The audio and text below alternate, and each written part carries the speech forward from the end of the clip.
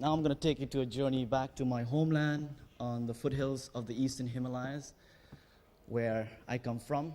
It's called Meghalaya, one of the states, which is also very green and beautiful. And I come from the rainiest place on earth, which once had a lot of trees.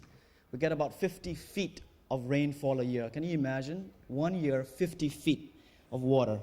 Thankfully, we are at 2,500 meters, 7,000 feet above the sea, so we don't have floods, or else we would be all flooded. But the rainiest place on earth has become a cold desert because of massive deforestation, topsoil runoff, and all the springs and most of the rivers have dried up. And women have to walk miles to collect drinking water. So here's the irony: the rainiest place on earth with no drinking water. The name of my state is called Meghalaya, which in Sanskrit means where the clouds come home. So I take you for a journey to the land where the clouds come home.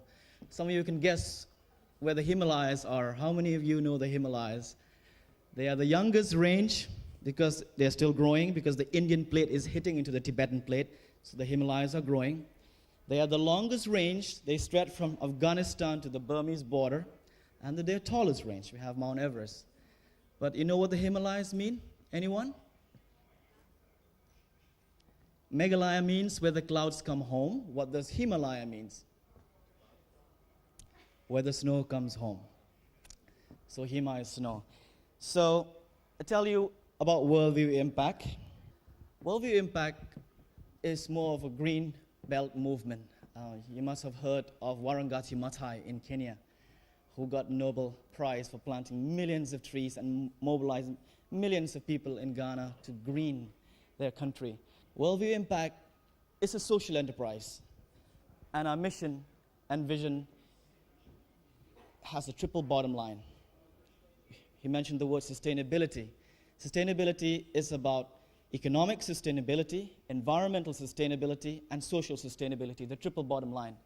So our mission is to address climate change by planting trees, putting wind turbines, harvesting water, organic farming, to create green jobs or sustainable livelihoods, to address the economic bottom line, create economic development at the grassroots, and thereby hit the social bottom line by reducing poverty. So all these three are embedded in our core business strategy. That's the triple bottom line that a gentleman by the name of John Elkington in the UK came out, doing business with the planet. Because we cannot do business in a dead planet, so we must change the way of doing business as usual. More and more corporations are coming up with their sustainability report. They even have vice presidents for sustainable development. But most of the time, those vice presidents don't have any power between the board of directors to make change in their corporations. But they have also corporate social responsibility departments. But since the financial crisis, most of the people who work in big corporations in the corporate social responsibility have lost their job because that's not so important. It's about working with charity. But when you have budget cuts, when you have to lay off people from the credit crunch, the first people to lose their jobs are the people working in the green corporate social responsibility sector, which is very sad. But more and again, corporates are being pushed to incorporate the sustainability agenda within their business plan. So that's what we want to do, is work directly with the poor and create a sustainable business for a sustainable future. Target number one is the environmental arrow. As you can see, we have 3 arrows in the logo. I come from a warrior clan. We use arrows to hunt. So these 3 pillars of sustainable development could be translated as 3 arrows that need to be fired on the same target. And the target is a greener, sustainable world, which is green, and it also represents reforestation. Blue, which covers the arrows, is water, because we're focusing on water. And also the arrows are spinning anti-clockwise to reverse damage on the planet. And it represents a wind turbine. This is a project in Kenya. So climate change, this big talk about climate change. I'm glad that the Russian Federation is party to the Kyoto Protocol, and negotiators, probably in Moscow, are preparing for a climate deal, the Green Deal, in Copenhagen, when heads of states and government meet in December 2009 in Copenhagen to actually decide the future of our planet. They need to come up with a deal, some kind of comprehensive deal to get governments, especially countries, the BRIC countries, India, China, Brazil, South Africa, into this deal that works for all the rich and the poor countries. But in the poor countries where I come from, there's a big dilemma. How to address climate change and how to address poverty. A lot of environmental policies made by the government are only green. They forget the people. You need to address the poverty also, integrating the environmental and poverty agenda. That's what we're trying to do, is address both these targets.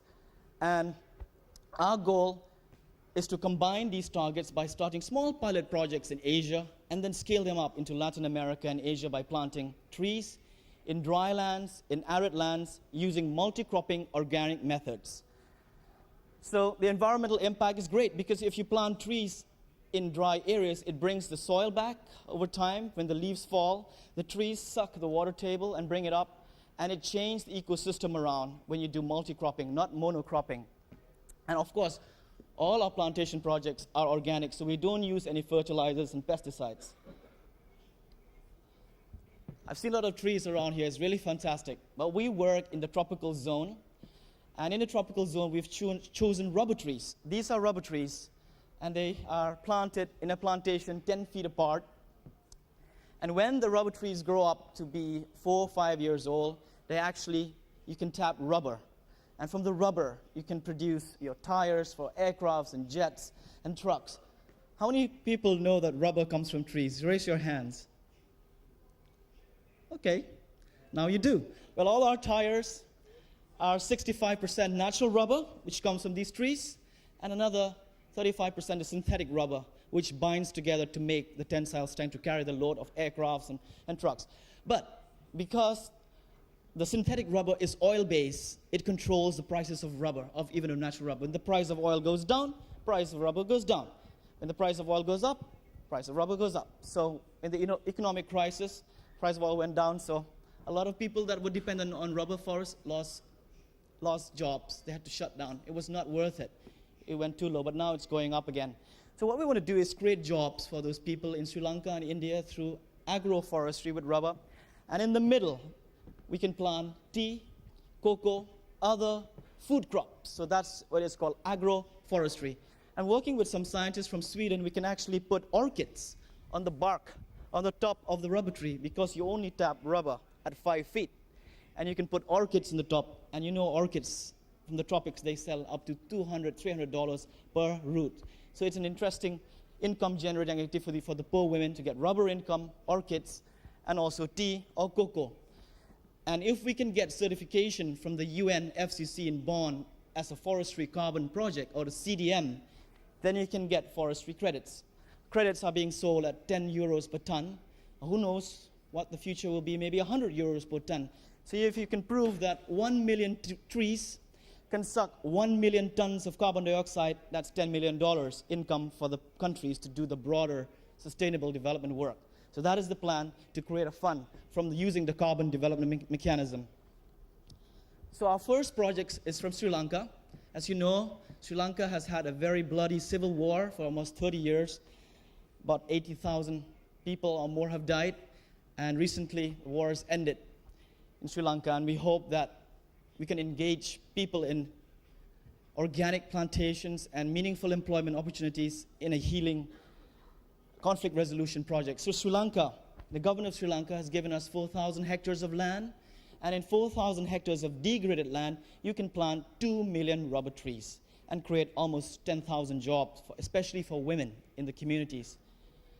So the goal is to put in these trees, which will be commercially viable for the women so that they can get jobs, put their kids to school, and reforest the land using organic methods.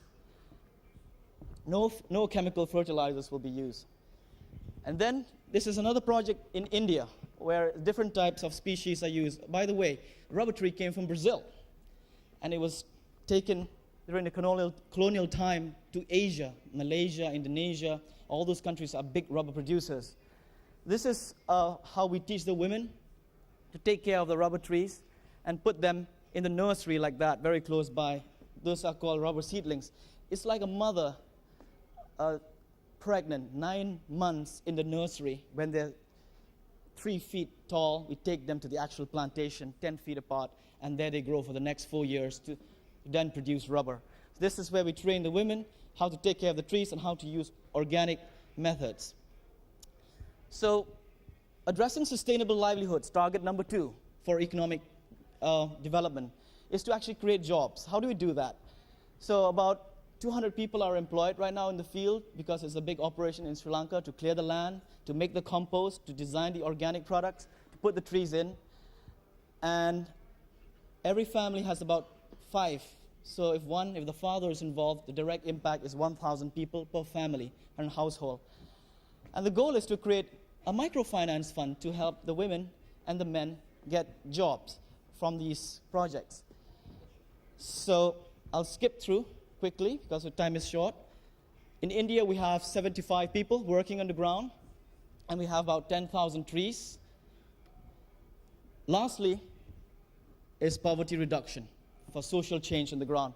These are young girls that we have rescued after the tsunami in Sri Lanka, creating a new school so that they can learn in the villages, one of the target villages in Sri Lanka. And we hope that through poverty reduction, we can have additional knowledge transferred to the local people, how to take care of the trees, how to prevent forest fire. Because if there's a big fire, the whole plantation will be dead. So we need to find ways to give them skills to take care of the trees and share the profits. All the people on the ground, all the women working on the ground will be shareholders of the company or the enterprise. So they are not just employees, they are also owners to take ownership of the project. And finally, these little projects starting in Sri Lanka, in India, now in Brazil, in Mexico, in Ghana, in Togo, are micro. Then we need to scale them up at a global scale for global replication. So the goal is to go and scale them up across the world and create millions of jobs for young people. Obama has been talking about millions of jobs to restart America. And I guess most of that will be looking at reforestation, which is big, the cap and trade market in the United States, and also renewable energy, water, agriculture, working with the planet to make a difference. And lastly, I mentioned about the Kyoto Protocol, which will lapse in 2012. Our governments, our ministers of environment, minister of finance are working on the new deal for the post-Kyoto deal, and that agreement will take place this year. So I hope they will think for the future of the planet, our grandchildren, and have a deal that will work for all. So we are just a small little enterprise, but we're trying to walk our talk, and we hope to make a difference. I just want to end with a quote talking about dreams from Eleanor Roosevelt, who was the chief architect of the Universal Declaration of Human Rights. Very powerful First Lady. She said, "The future belongs to those who believe in the beauty of their dreams." Thank you very much.